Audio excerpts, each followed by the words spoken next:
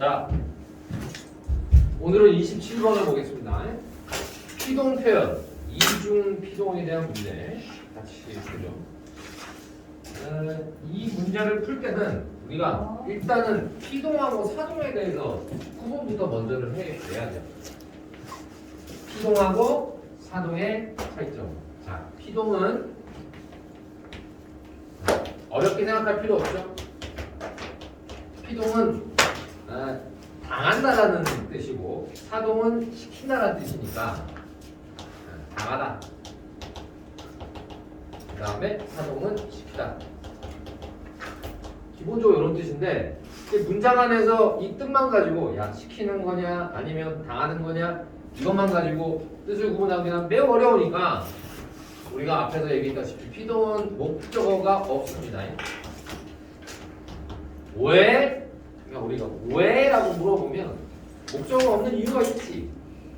우리가 능동문의 목적어를 피동문에서는 뭐로 빼니까? 주어로 빼니까. 그러니까 피동문 안에는 목적어가 존재하지 않습니다. 오케이, 좋아. 그럼 사동문. 얘는 목적어가 반드시 있어. 얘는 왜 목적어가 반드시 필요하냐라고 얘기를 하면 사동은 누구누구에게 무엇을 하게 하다라는 뜻이니까 누구누구에게 이게 필요해. 그렇죠? 무엇을 하게 하는 거죠. 그러니까 당연히 들어가죠. 그러니까 목적어가 있으면 사동, 없으면 피동이라고 금방 눈치챌 수 있어요.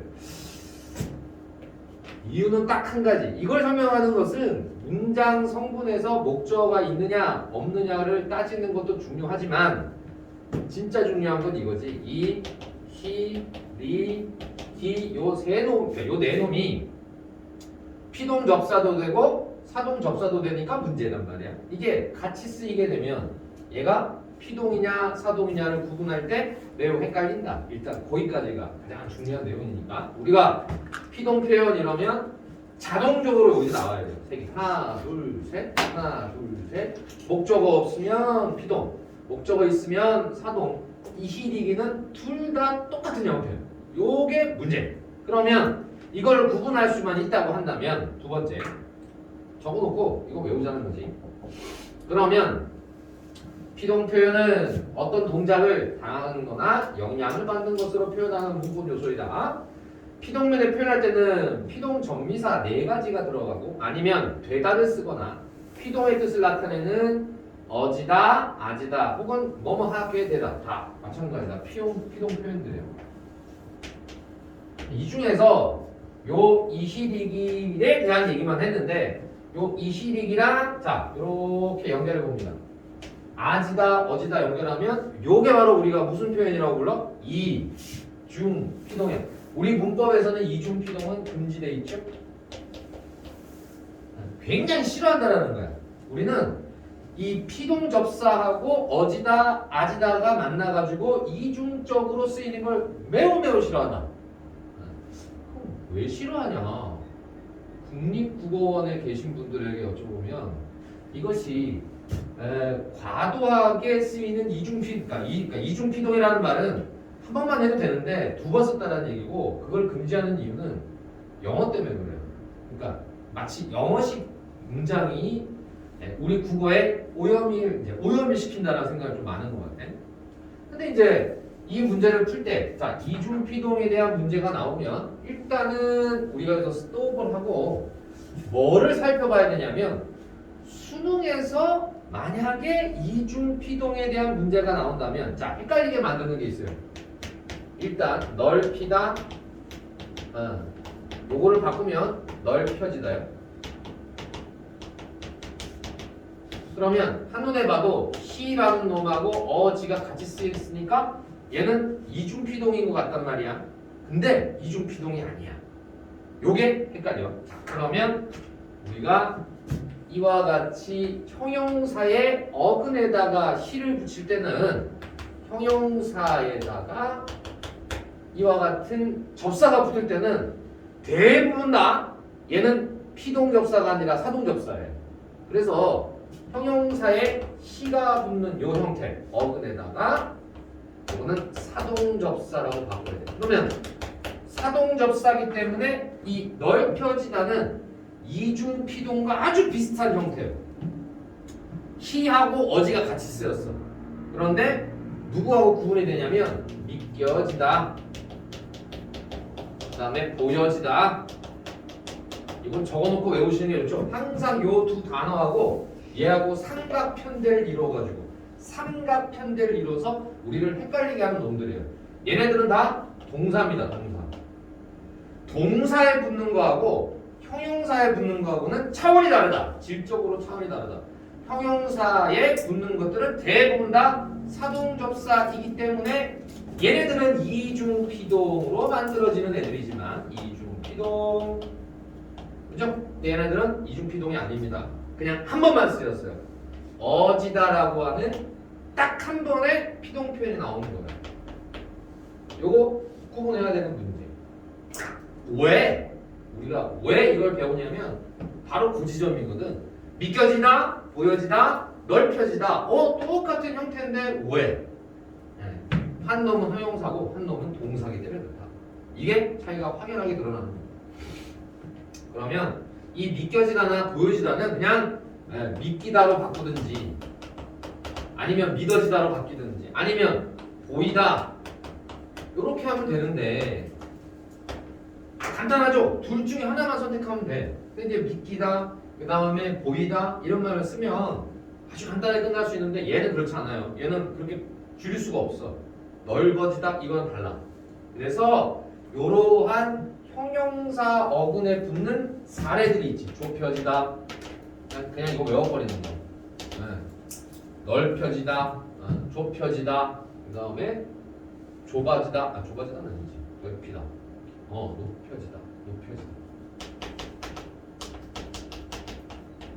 이런 것들 만들면 얼마든지 만들 수 있어요. 그냥 저걸 짝으로 만들어 놓고 저렇게 헷갈리게 만드는 게 우리한테 목적이야. 나는 그것만 찾아내면 돼. 여기가 핵심.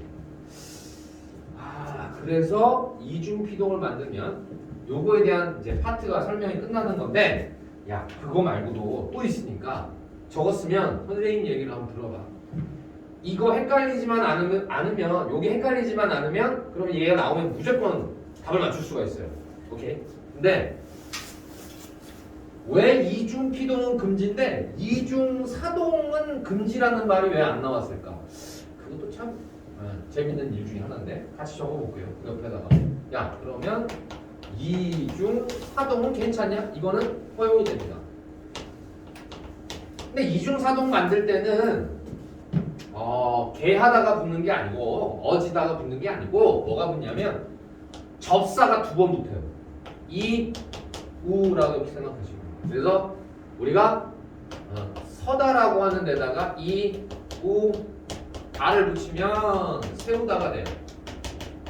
그 다음에 타다에다가 물건을 태우는 것도 되지만 사람을 태울 때도 똑같죠. 타다에다가 똑같이 이, 우다를 붙이면 태우다. 그리고 선생님이 진짜 해서는 안 되는 짓거리가 뭐냐면 애들은 뭐 하는 거? 자에다가 이거 붙이면 재우는 게 되는 거지. 그건 이중사동이야 원래.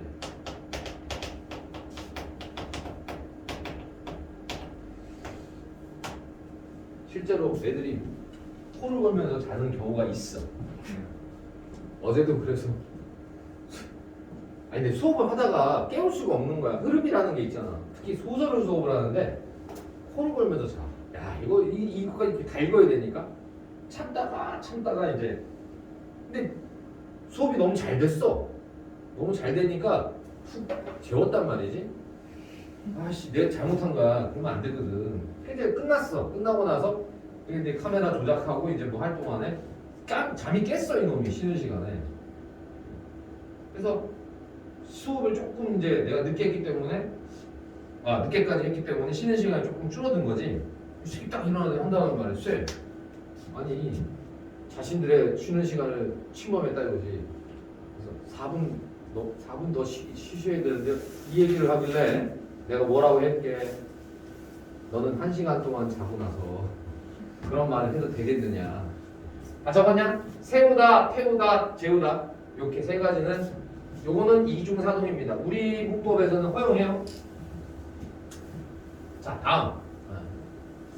그러면 이제 문제에서는 얘가 이제 어떤 걸 의미하게 되느냐를 살펴보니까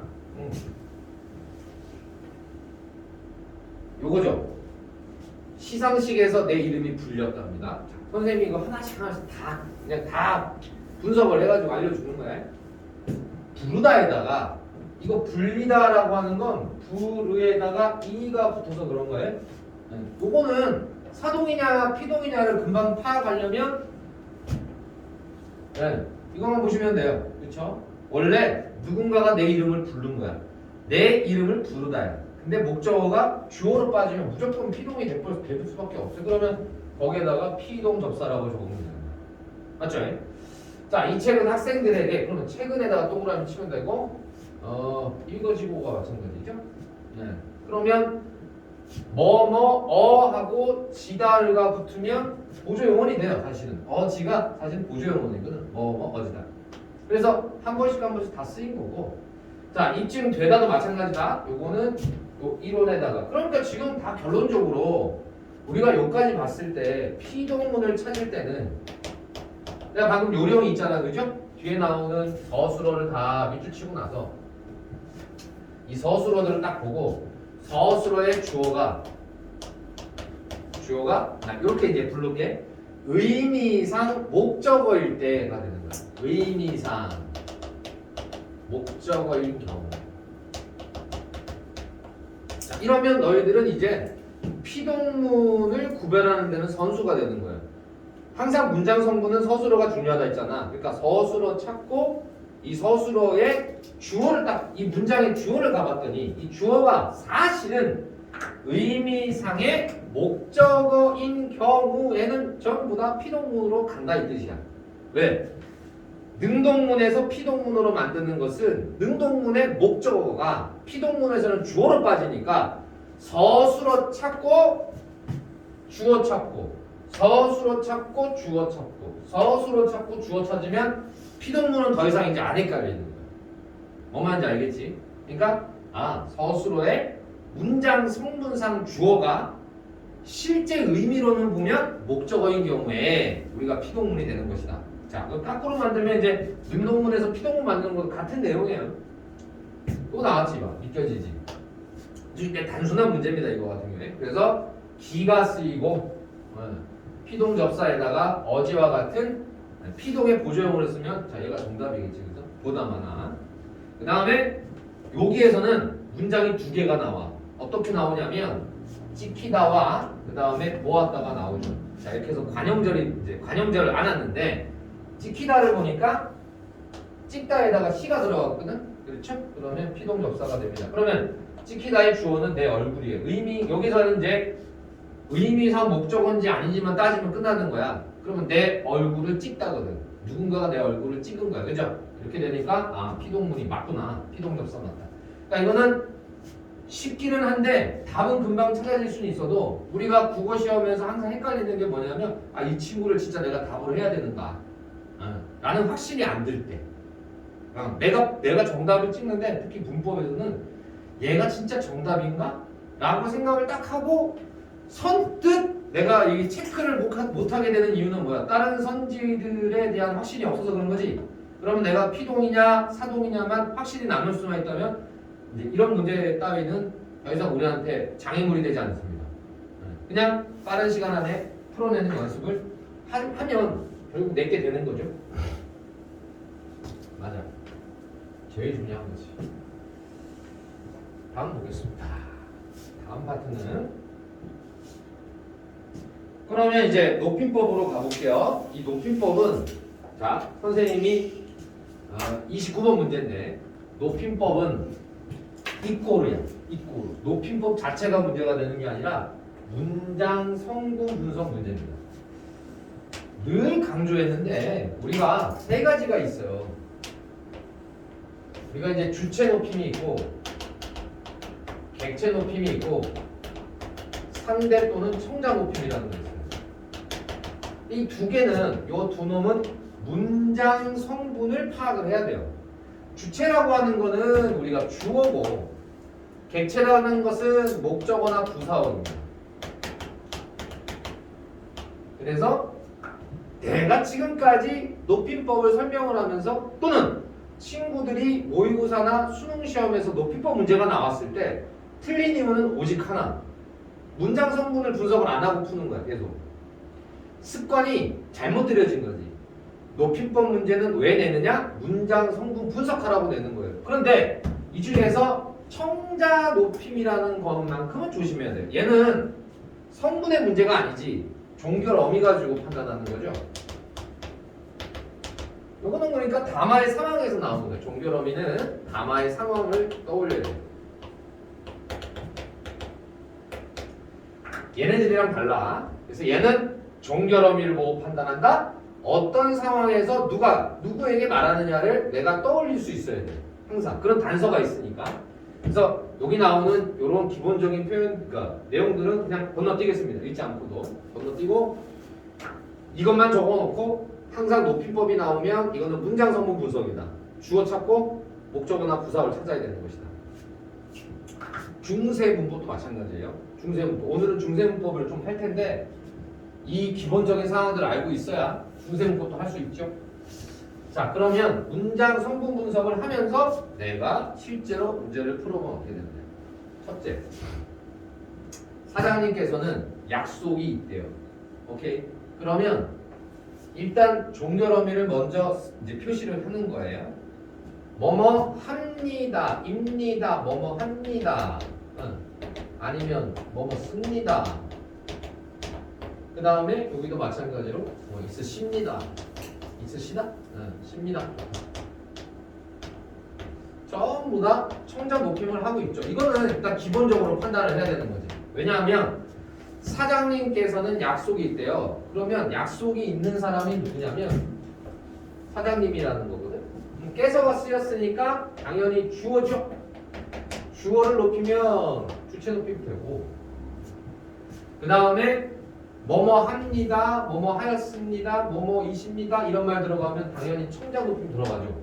그럼 주체하고 청자 높임 쓰이는 거예요. 단 우리가 계시다라는 말은 약속이 계시다라는 말 쓰면 안 되는 거는 다 알 거야. 계시다라고 하는 건 직접 주체를 높일 때만 쓰일 수 있어. 얘는 헷갈리는 거지 뭐. 사장님께서는 약속이 계십니다 이런 말 하면 안 된다는 거지. 얘는 직접 주체일 때만. 나머지는 전부 다 있으시다로 바꾸시면 돼요. 다음 여기 보면 손님이라는 단서를 줬거든. 그럼 여기서는 청자가 손님인 거야. 여기 당신의 잔돈이 있는 거거든. 그렇죠? 있으십니다를 쓰면 안 돼. 왜냐하면 아까도 얘기했지만 요 간접 주체가 되려면 요 말이 중요해. 간접 주체라는 말을 써볼게요. 간접 주체가 되려면 자, 선생님의 따님 아니면 선생님의 키. 한번 예를 들어서 누구누구의 키 아니면 누구누구의 따님. 그러니까 소유물이거나 아니면 신체, 가족 요거 세 가지가 되는 거예요. 소유물, 신체, 가족입니다. 우리가 요럴 때만큼은 간접 주체를 하는 거예요. 잔도는 그 해당 사항이 안 됩니다. 우리는 종종 이런 거 이제 상황 맥락상 이런 거 많이 틀리는 이제 표현 중에 하나죠. 대학에서 선생님이 그 국어 올바른 커뮤니케이션 수업을 강의를 한 적이 있었는데 서비스업에 나가는 사람들을 대상으로 하는 수업이었던 것 같아. 그러니까 서비스업을 하는 친구들 같은 경우에는 예를 들어서 뭐 치위생학과,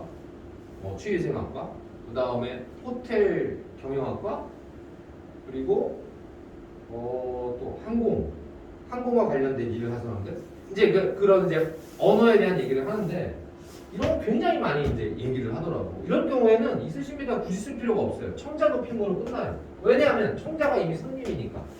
그러니까 구태여 두 번, 세 번 할 필요는 없다.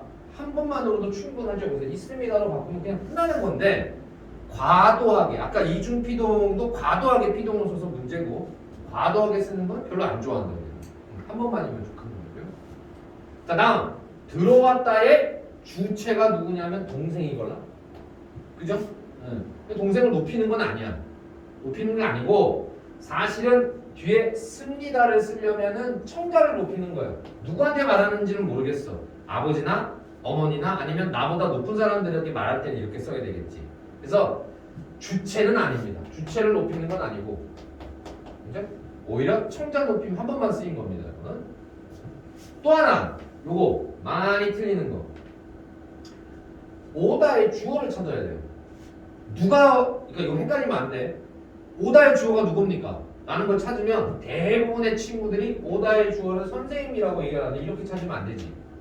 그죠? 말한 사람이 선생님이고 오다의 주어는 여기 너예요. 너. 네가 오는 거야. 이거 엄청 많이 틀려요.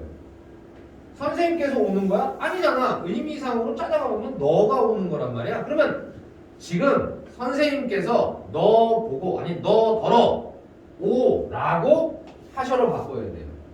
오라라고 해야 되는 이유는 뭐냐면 선생님의 하신 말을 오라고 그 다음에 고죠. 고는 뭐예요? 간접인용인 거죠. 이거 간접인용절이 들어가는 문제인 거야. 그래서 오라고 하셔로 바꿔야 돼. 그럼 이거는 하 플러스 시가 들어가 있는 거죠. 주체 높임입니다. 그래서 실제적으로 선생님께서라는 말이 들어갔으니까 주체 높임인 건 알겠는데 그렇다면 오래라고 쓰면 안 되는 거지. 어떻게 바꿔야 돼? 오라고 라는 간접 인용 들어가시고 그리고 하셔로 바꿔야 됩니다. 그러면 하셔라고 해야 되는 이유도 간단해요. 왜? 너가 지금 여기서 어떤 대상이냐면 오다의 주어이면서 내가 지금 너에게 말하는 거거든. 그럼 얘는 뭐가 돼야 되는 거야? 청자가 되는 거지. 이게 대화의 맥락 상황을 판단하는 거야. 청자나 상대 높임을 물어보면 여기 문법적인 상황 안에서 성분을 가지고 따질 게 아니라 상황이나 맥락의 의미를 가지고 따져야 돼. 지금 이 문장의 의미는 선생님께서 하신 말을 인용하여 너가 빨리 교무실로 튀어가라는 뜻이거든 이게. 그러면 말을 듣는 사람은 청자가 되는 겁니다. 그렇죠?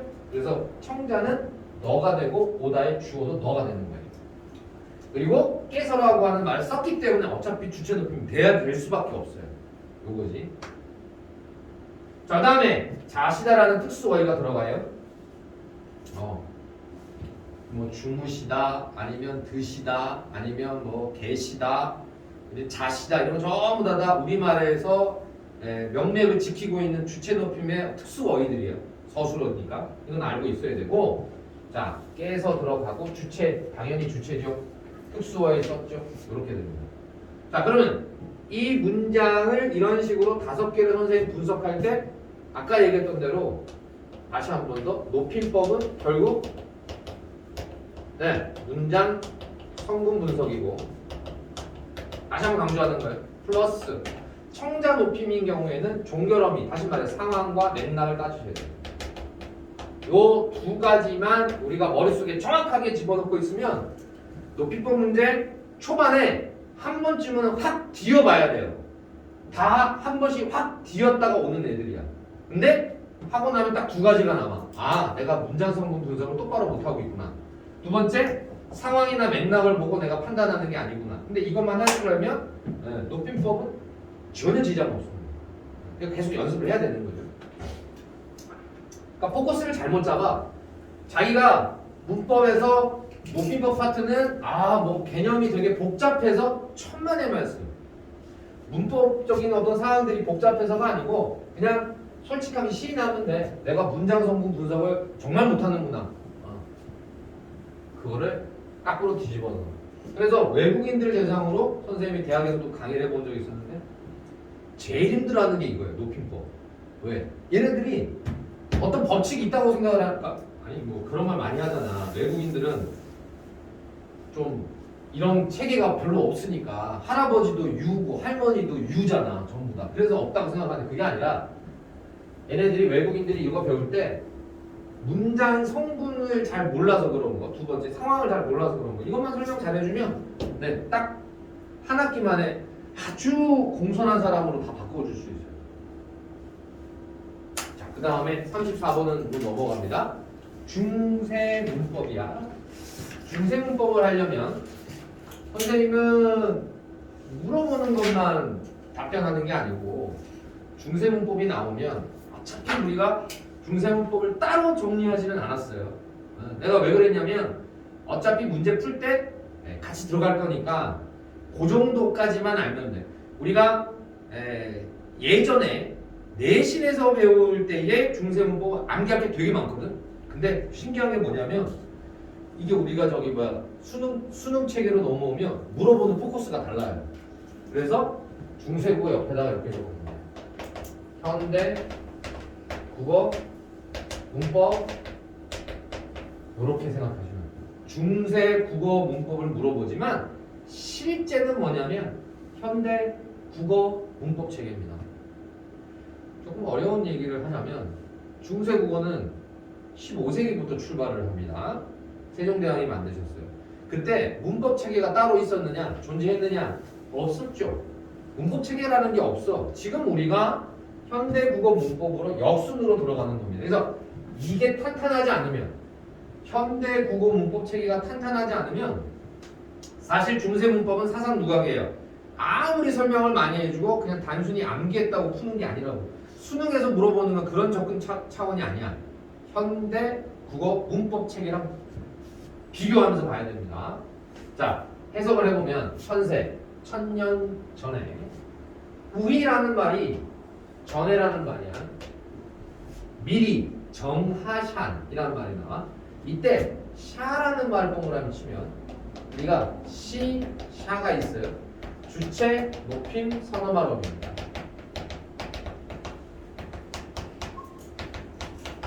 이 시, 샤라는 게 들어가면 주체를 높이는 거예요. 누가 미리 정했냐면 왕이죠. 왕을 높이는 거예요. 그러면 정하, 시, 그러니까 우리가 시라는 말이 있고 샤라는 말을 각각 언제 쓰느냐만 문법책에서 알고만 있으면 돼. 시는 다음에 플러스 자음이고요. 그 다음에 샤는 플러스 모음입니다.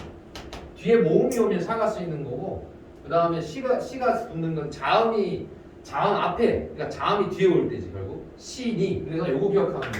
하시니.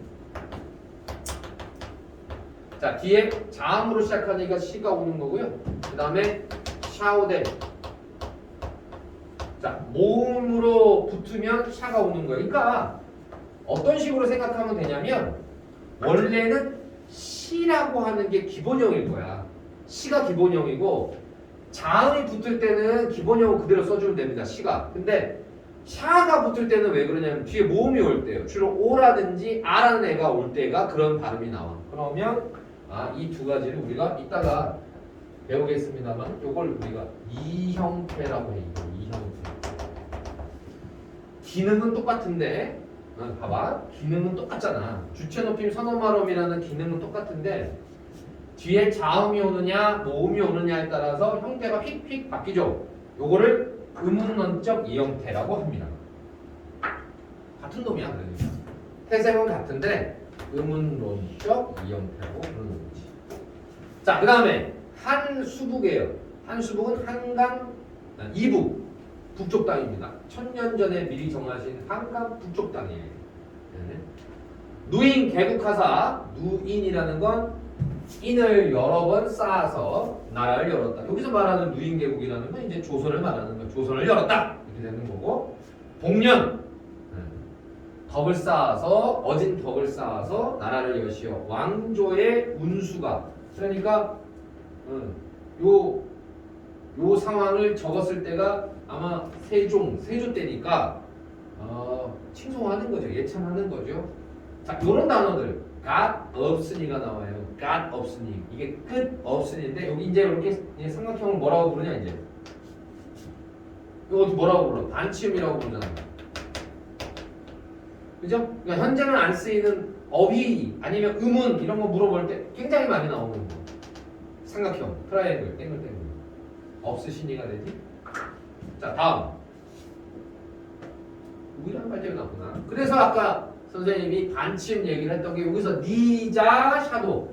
성신이 니자 샤도. 성신이 니자 샤도. 자, 이때 이라는 말이 들어가죠. 성신은 성스럽고 신령스러운 임금이라는 말이야. 성신이라는 한자 단어 뜻이. 근데 뒤에 이라는 말 내가 동그라미 친 이유는 주격조사.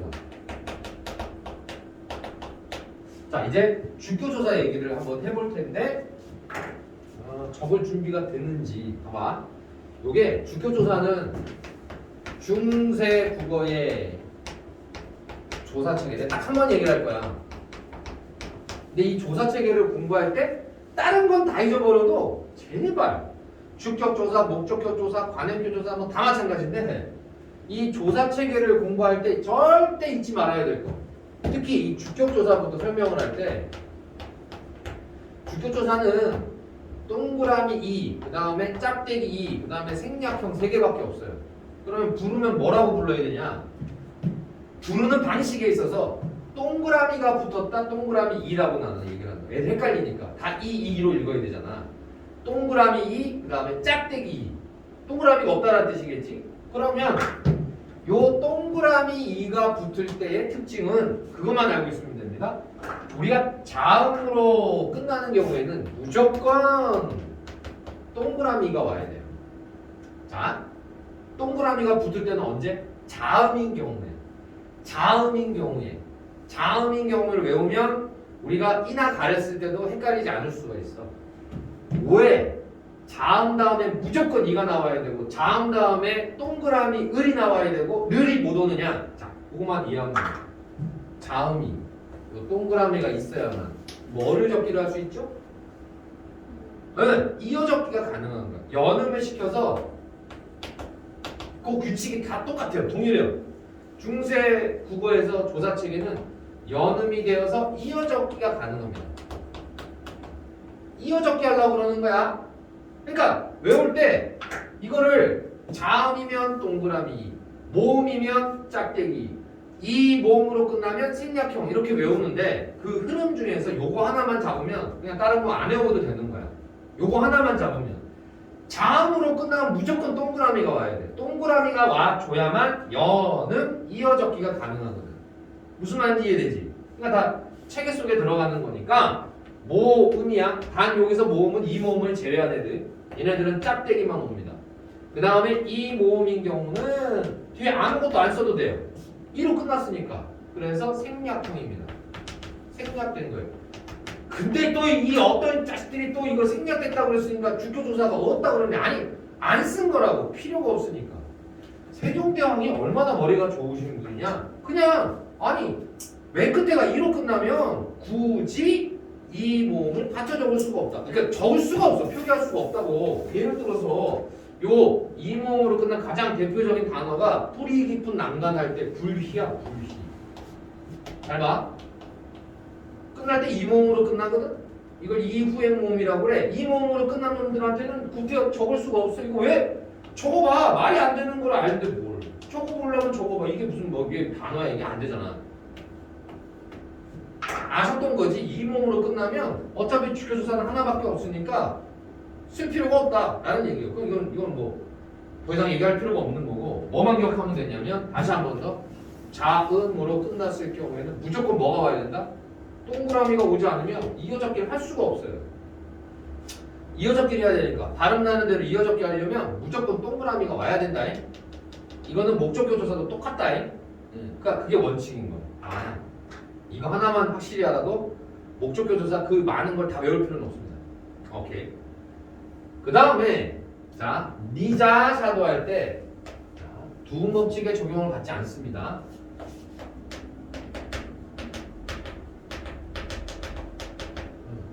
두음 법칙뿐만 아니라 사실은 국의 음화도 적용받지 않죠. 그래서 안 되는 건 딱 두 가지. 두음 법칙 안 돼. 그 다음에 참고로 뭐까지 플러스를 하면 되냐면 그냥 기본 빠따야. 국의 음화도 없어요. 왜? 지나치가 국의 음이 아니었기 때문에. 이거 하나이기 때문에 두 가지 외우는 건 간단해요. 두음 법칙 필요 없고요. 그 다음에 국의 음화도 필요 없어요. 그냥 쭉 진행되는 거예요. 자, 경청금미나사 공경화 백성을 공경 하늘을 공경화 백성을 위해 힘쓰고 더 구드 시리이다. 자, 여기에서 요 이라는 말 동그라미 치면 내가 쓴다고 썼는데 교재에 보면 헷갈릴 거예요. 우리가 이렇게 동그라미 이응이 있고 꼭지가 있는 이응이 있어. 요건 구분해야 돼. 동그라미가 있는 놈하고 꼭지를 달아놓은 놈하고 다른 거요. 그래서 요 놈은 지금 꼭지가 들어가 있어요. 나름 선생님이 이렇게 표시한다고 표시한 거야. 그러면 요 꼭지가 들어가는 놈들 중에서 이렇게 꼭지 이가 쓰이는 경우에는 요거 쓰면은 바로 이게 바로 뭐냐면 청자 높임을 하는 거예요. 자, 청자 높임, 상대 높임을 할 때는 상황을 잘 봐야 된다고 그랬지. 성스럽고 신령스러운 임금이 이으셔도, 자, 이으셔도 샤 쓰였네 또, 그죠? 주체 높임. 그 다음에 경청금이 나서 더욱 굳으시겠습니까? 누구한테 물어보냐? 왕한테 물어보는 거야 이게. 지금 이 용비어천가를 쓰고 있는데 왕한테 하는 거예요. 근데 더 이것보다 그런 거 다 외워야 됩니까? 아니, 수능에서는 그럴 필요 없다고. 그럼 뭐냐면, 야, 현대국어에서 이거를 뭐뭐 하겠습니다 라고 얘기했잖아. 거기 해석해보면 씁니다라고 끝나겠지, 그치? 그러면 굳으시겠습니다. 아, 이게 청자 높임이 쓰였구나. 그러면 쌤이 여기서 여기 나오는 꼭지가 있는 이응을 쓰는 이는 평서문에서 청자 높임을 할 때예요. 이거를 물어보는데 그러면 사람인지라 공부를 했어도 까먹을 수는 있잖아. 그럼 까먹을 때 선생님 좋은 방법을 알려줄게요.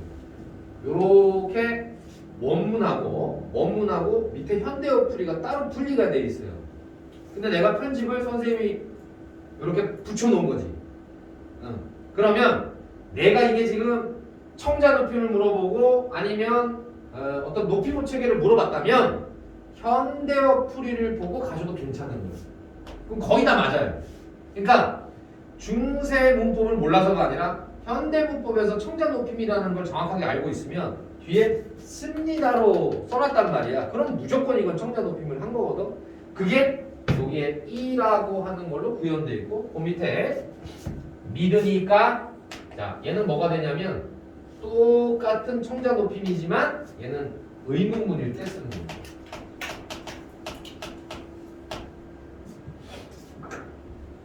옛날에는 굉장히 복잡했어.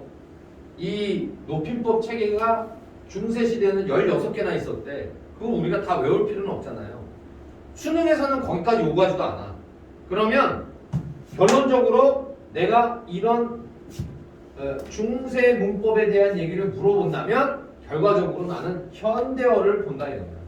나는 현대어를 먼저 본다 이거야. 현대어를 먼저 보면 현대어를 보면 거짓말 맞출 수 있어요.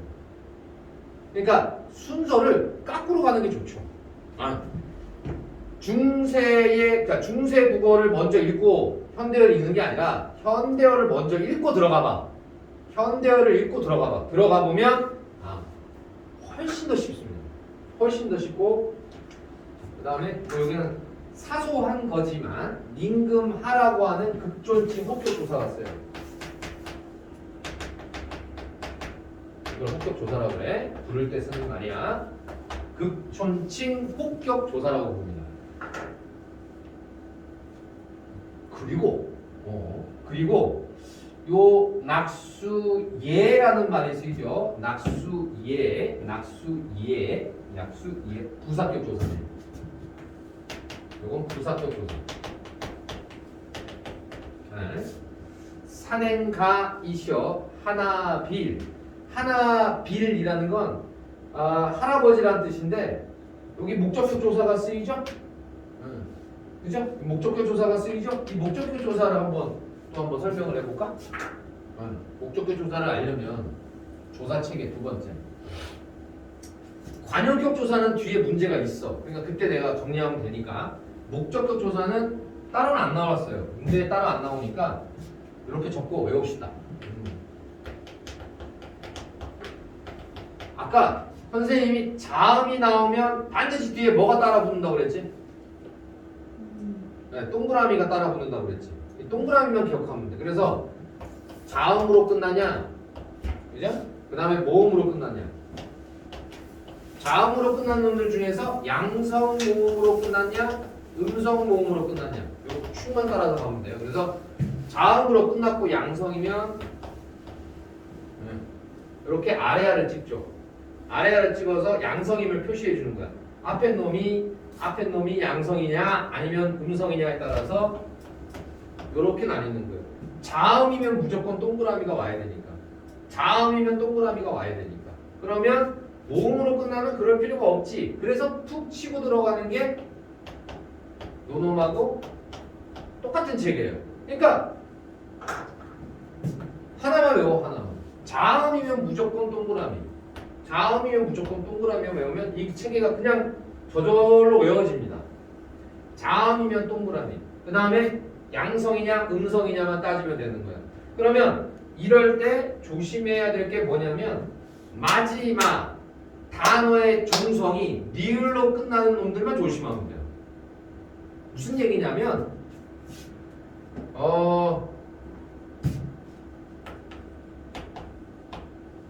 우리가 만약에 그러니까 물 지금 워터지, 워터. 물이 나중에 물로 바뀌는 거니까. 근데 요 물이라는 단어의 마지막 끝에 리을이 붙었지. 리을만 조심하면 되는 거야.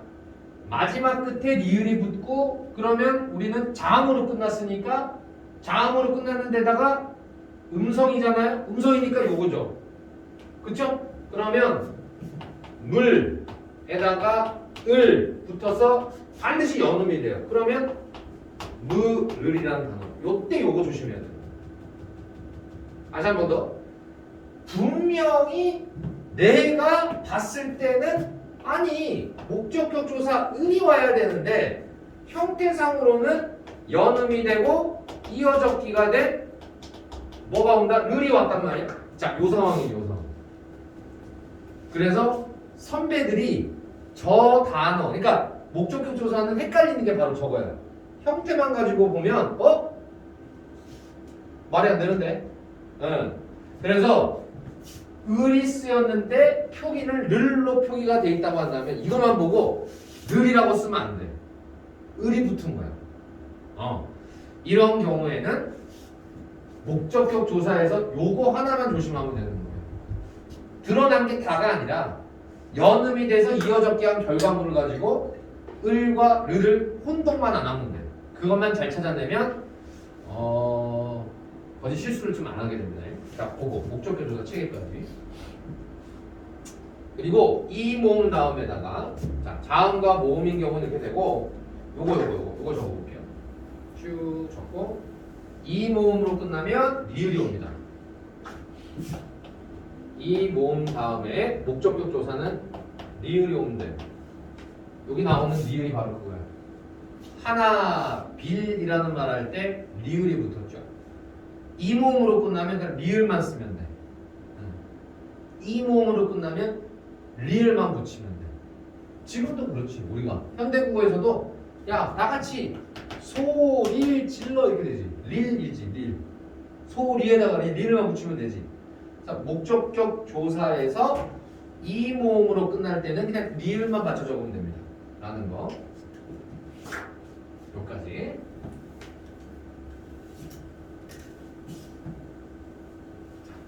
다음 넘어가 볼까? 그러면 다음 차트는 이거 다 설명했으니까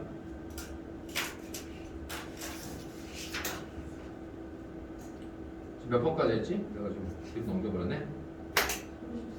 34.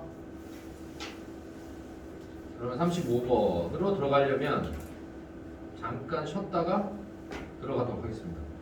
긴 글 제시형이니까 10분간 휴식하고